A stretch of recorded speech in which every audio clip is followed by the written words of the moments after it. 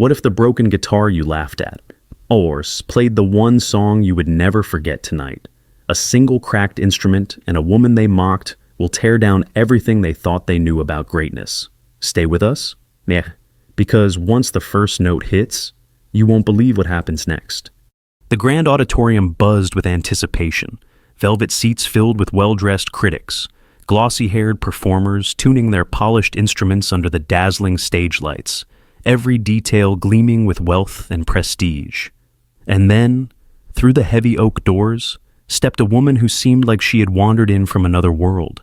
Her name was Lily Harper, and everything about her screamed ordinary.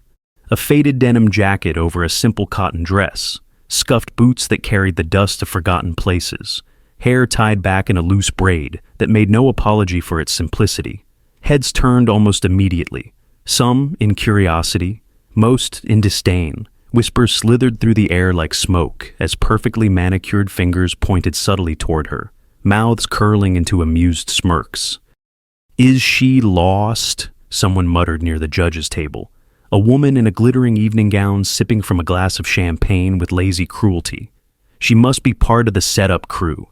Another laughed, loud enough for others to hear, sending a ripple of condescending giggles down the rows. Lily moved steadily forward, clutching the strap of her battered guitar case, her chin lifted just enough to defy the tide of judgment crashing invisibly against her. She said nothing, meeting no one's gaze, but each step she took seemed to slice the polished air around her, an invisible line drawn between herself and a room that had already decided who she was. A nobody, a mistake, an eyesore in their perfect night. On stage, one of the organizers, a man in a tailored vest and too sharp smile, intercepted her with a clipboard in hand, his eyes flicking over her with the speed and coldness of a credit scanner. "Name?" he asked, not bothering to hide the skepticism dripping from his voice. "Lily Harper," she said softly, but firmly. The man checked his list, frowning, almost as if searching for an excuse to turn her away. But after a moment he sighed and jerked his thumb toward a side table where a row of battered, neglected guitars leaned against the wall like discarded soldiers.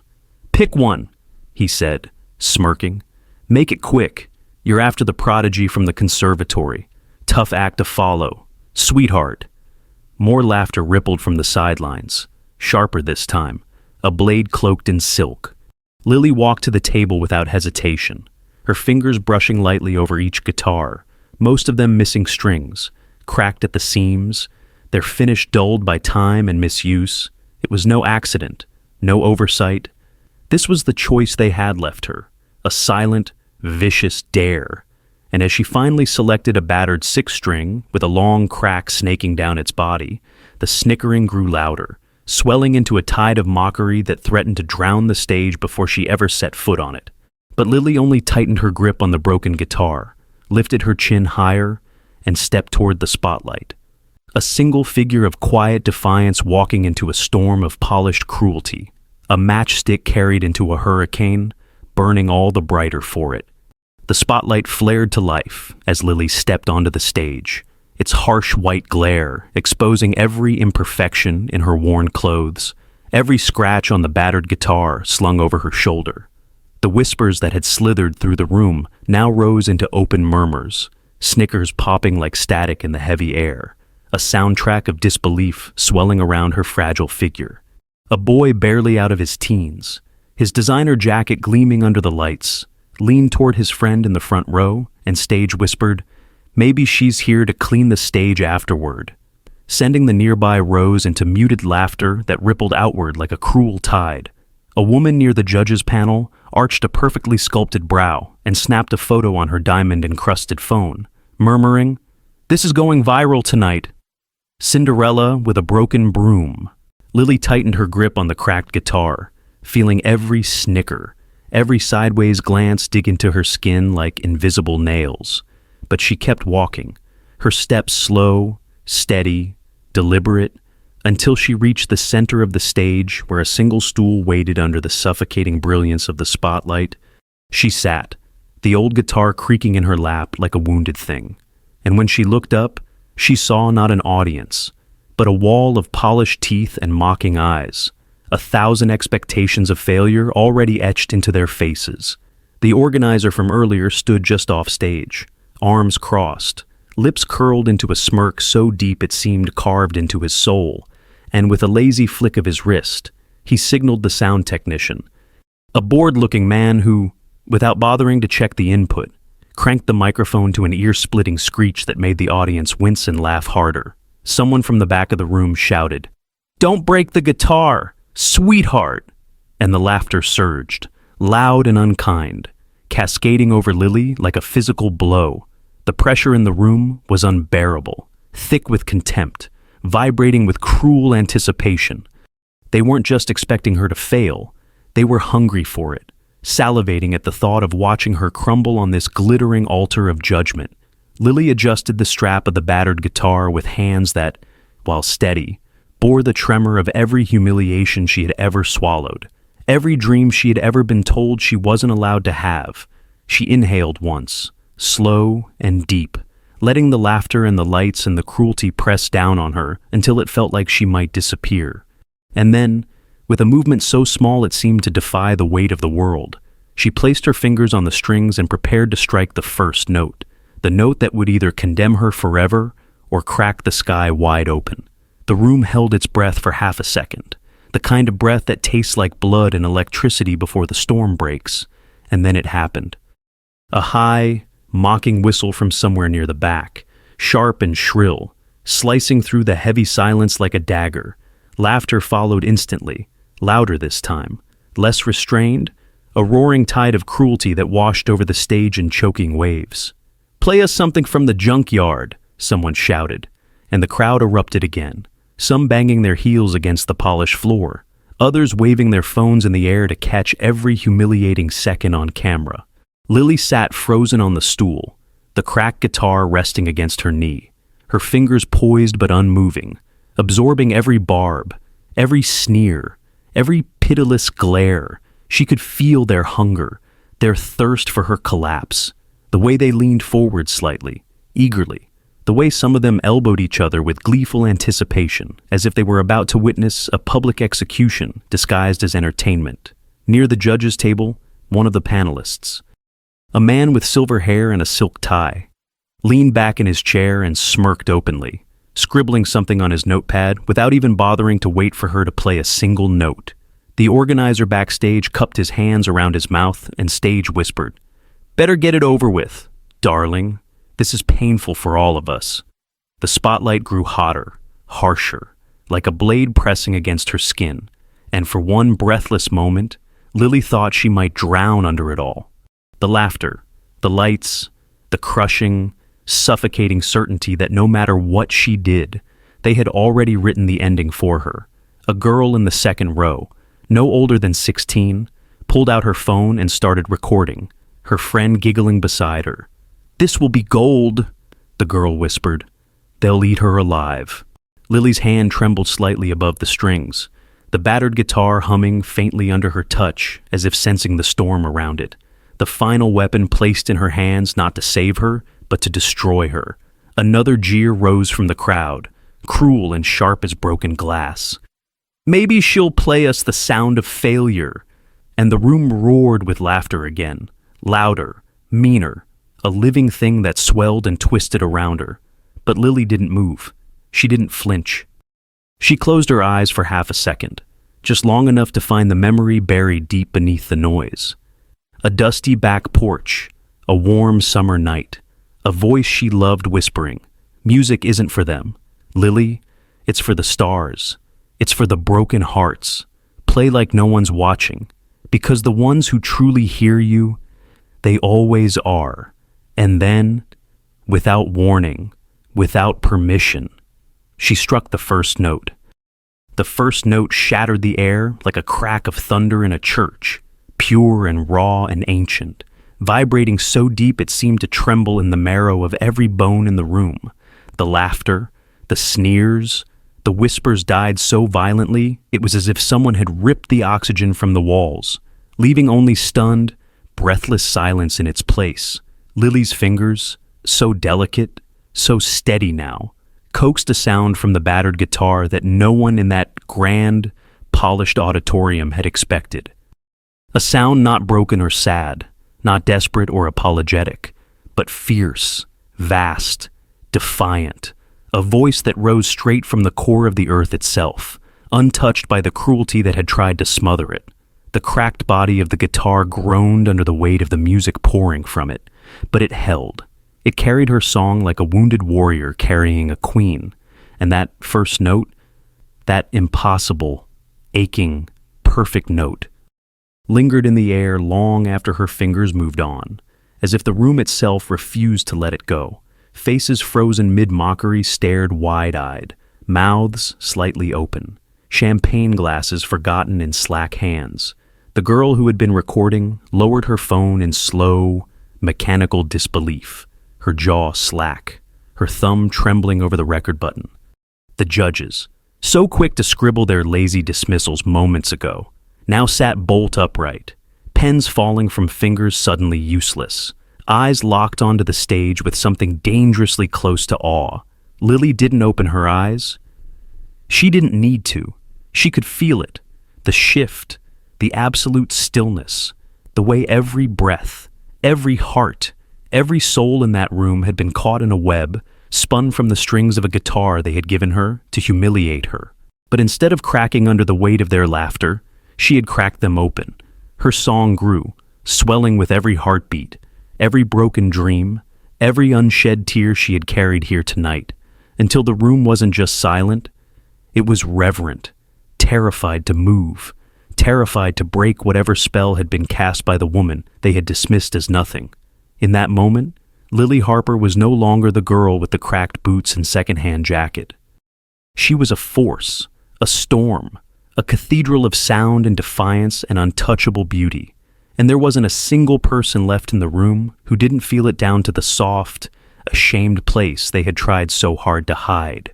The first note had silenced the room, but what came next dismantled it, atom by atom, until the audience was nothing more than vessels of breath and pulse, tethered helplessly to the sound pouring from the stage. Lily's fingers danced across the battered guitar with a grace so fluid, so impossibly natural. It seemed less like she was playing and more like she was unearthing something ancient and sacred from the depths of the earth itself. She shifted effortlessly through melodies that should not have been possible on an instrument so broken, chords that sang of distant storms and quiet revolutions, notes that bent and wept and soared, lifting the hearts of everyone who heard them higher than they had ever dared to climb. The cracked wood of the guitar moaned under the strain, but it held, transformed now from a joke into an artifact of magic, a living testament to the idea that beauty isn't born from perfection. It is forged in fire, in ruin, in defiance. Lily's head tilted back slightly as she played, her eyes still closed, a soft, private smile touching her lips. Not for the audience, not for the judges, not for anyone but herself and the ghosts that had walked with her onto that stage. Every measure, every aching rise and fall of the music was a confession, a battle cry, a homecoming. Somewhere in the second row, a woman who had laughed the loudest now sat frozen, a tear sliding unnoticed down her cheek. Beside her, the girl who had filmed the mockery earlier now clutched her phone to her chest as if ashamed of having ever raised it.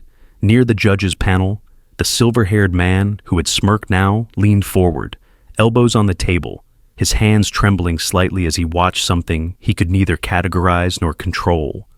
And through it all, Lily never wavered, never faltered, pouring herself into the music until there was no boundary left between the battered instrument and the battered soul playing it, until the cracked wood and the cracked dreams fused into something invincible. When she struck the final chord, it didn't fade into silence like ordinary music. It hung in the air like the last breath of a dying star, shimmering, sacred, unforgettable. For a long, trembling moment, no one moved, no one clapped, no one even breathed. They simply sat there, wrecked and remade by something they had not understood until it was too late to pretend otherwise. Lily opened her eyes slowly, meeting the gaze of the stunned, broken room. And in her quiet, steady stare was a truth so pure, so searing, that not even their shame could look away. The silence after Lily's final note stretched so long and so deep, it became its own kind of music, heavier than any applause could have been. Faces that had once twisted in mockery now sat frozen, drained of color, eyes wide with the terrible, raw recognition of what they had done, of what they had almost destroyed before it could bloom. The woman who had called her Cinderella gripped the arms of her seat, her knuckles white, staring at Lily as if she had seen a ghost rise from the ashes she had helped scatter. The boy who had joked about the junkyard guitar hunched lower in his chair, his designer jacket crumpling against the weight of his own humiliation. The organizers backstage, once so smug, now whispered frantically among themselves, their faces tight with fear. Fear of what the press would say, fear of how they would explain the fact that they had tried to turn genius into spectacle and cruelty into entertainment. Slowly, one by one, the audience began to rise, not in chaotic applause, but in a trembling, reverent standing ovation, as if they understood, too late. That clapping wasn't enough to bridge the chasm their judgment had dug between themselves and the woman who had just saved them from their own emptiness.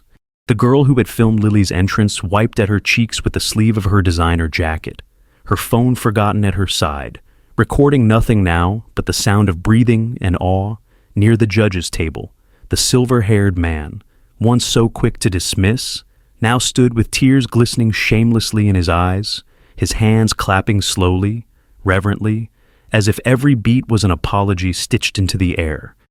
And still, Lily remained seated, her cracked guitar resting against her thigh, her hands folded gently over the strings, her expression calm, almost sorrowful, as if she mourned not for herself, but for them, for what they had lost by choosing cruelty first.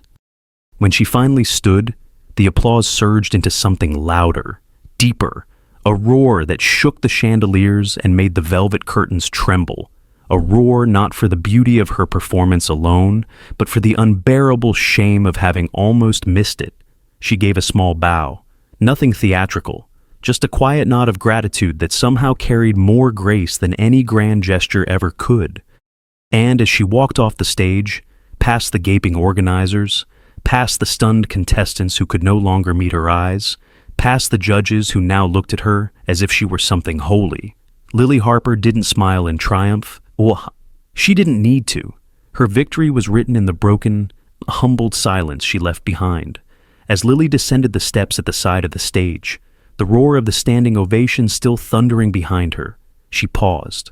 Not because she craved the applause, not because she sought validation, but because there were those among the faceless crowd who had never joined in the cruelty, those who had lowered their eyes in shame when the laughter grew too loud, those who had offered small, quiet kindnesses when it would have been easier to stay silent.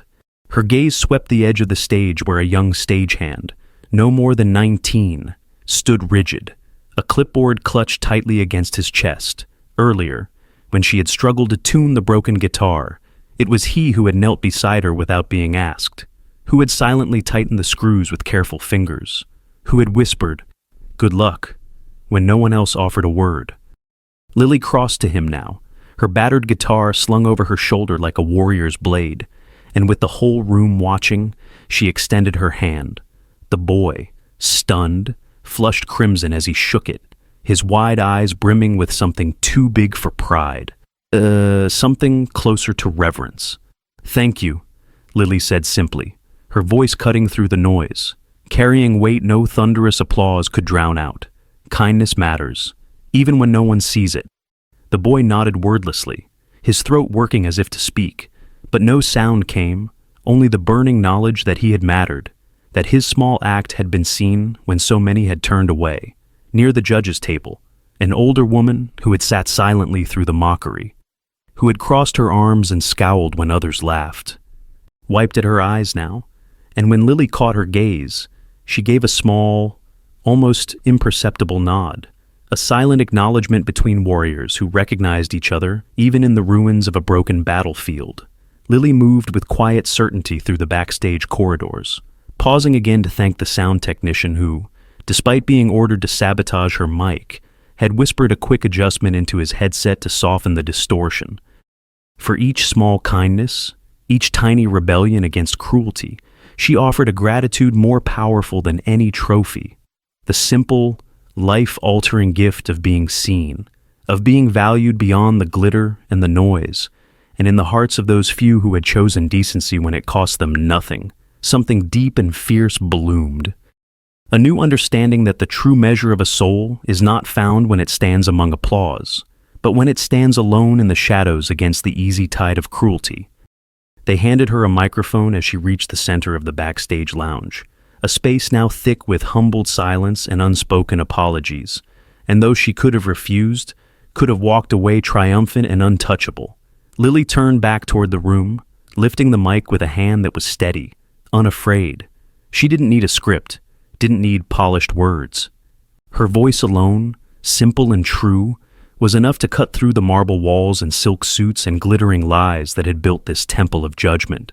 "You gave me a broken guitar," she said softly, the microphone catching every quiver, every breath, "because you thought a broken thing was all I deserved." No one moved, no one dared look away. "You laughed because you thought the cracks would silence me. You laughed because you believed what you saw. Second-hand clothes, worn boots, a face you didn't recognize from your glossy magazines, told you everything you needed to know." Her gaze swept the room, calm, unyielding, and when she spoke again, her voice was a blade wrapped in velvet. "But worth," Lily said, "does not shine under spotlights. It is not stitched into the seams of designer clothes. It is not posted on social media feeds or whispered in exclusive green rooms. True worth," she continued, her voice growing stronger with every word, "is carried quietly in those who endure, in those who dare to bring broken instruments to life, in those who choose to believe they are enough, even when an entire room tells them they are not." A single, shattered breath swept through the audience, a collective exhale of shame and awe. Lily shifted the guitar strap higher on her shoulder, her movements graceful, almost ceremonial. "You measured me by what you could see," she said, the words falling like quiet thunder. "But the best parts of me were never meant for your eyes. They were meant for the music, for the moments you thought didn't matter, for the broken hearts that needed to believe that something cracked could still sing." Her voice softened, but somehow filled the entire hall. "I don't need your approval. I never did." She smiled then. Not with bitterness, not with vengeance, but with a radiant peace so complete it stripped every polished facade from the room, like autumn leaves falling from rotted trees. "The next time someone steps onto your stage, someone who doesn't fit the part you wrote for them," Lily said, her voice low and final, "maybe you'll remember that the most broken things are often the ones that hold the most beautiful songs." She lowered the microphone, her hand brushing once across the battered wood of her guitar, and without waiting for permission, without waiting for applause, Lily Harper turned and walked into the blazing light of the world she had reclaimed as her own. The cool night air hit her face the moment she stepped through the heavy glass doors, carrying with it the scent of rain on concrete and something sweeter. Freedom. The noise of the auditorium, the stunned silence, the thunderous applause she had left behind faded into a distant hum, insignificant now against the vastness of the open sky stretched wide above her. Lily Harper walked down the stone steps slowly, her battered guitar slung across her back like a relic of war, her boots striking the ground with a quiet certainty that no longer asked permission, no longer sought approval. The city around her buzzed with its usual urgency. Horns blaring, neon signs flickering, hurried footsteps on crowded sidewalks.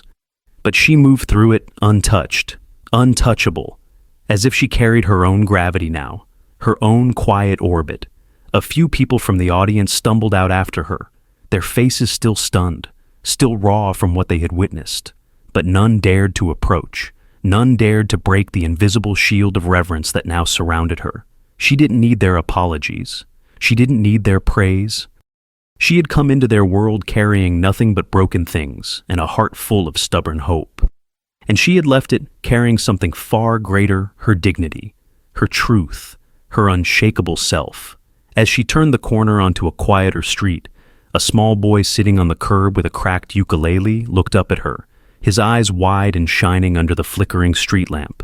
For a moment, Lily hesitated, then crouched down, slipping the guitar from her back. She strummed a soft, simple chord.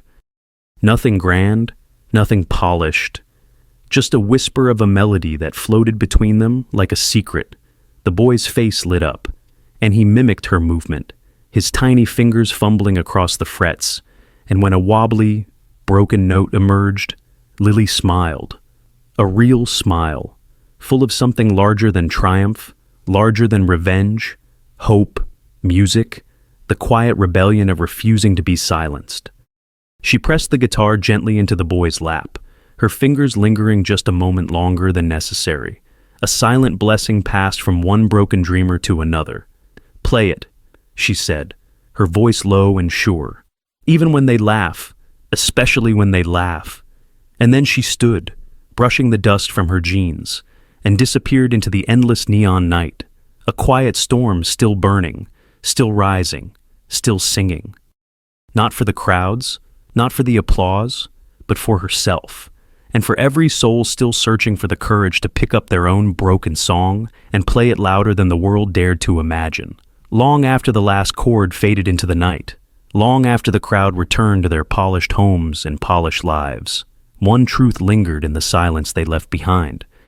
It is easy to mock the broken, to dismiss the worn, to laugh at the imperfect, but it is in the cracked, the battered, and the overlooked that true power waits, patient and unyielding. They gave her a broken guitar because they thought it matched the life they believed she deserved, but they forgot that real music, the kind that saves, the kind that burns through marble and glass and pride, has never needed perfect strings to be heard. They forgot that worth cannot be measured by the clothes on your back or the cracks in your armor. It can only be measured by the fire you refuse to let die, no matter how many cold hands try to smother it. Tonight, Lily Harper taught them a lesson no polished speech or flawless performance ever could. The strongest songs are sung through broken strings, and the brightest stars are born from shattered skies. So, the next time you see someone carrying something cracked, something worn, something the world has already decided is worthless, look closer, listen harder, because you might just be standing in the presence of a soul too fierce to ever be silenced, a soul that will turn their scars into symphonies and leave the world breathless in the wake of their quiet, unstoppable song. They tried to bury her in laughter. They handed her the weight of their cruelty, and she turned it into a song that broke their silence forever. Remember, this true greatness doesn't shine because it's flawless. It shines because it refuses to fade, even when the world tries to crush it. Judge less. Listen deeper, because somewhere, someone with a broken song is about to change your world.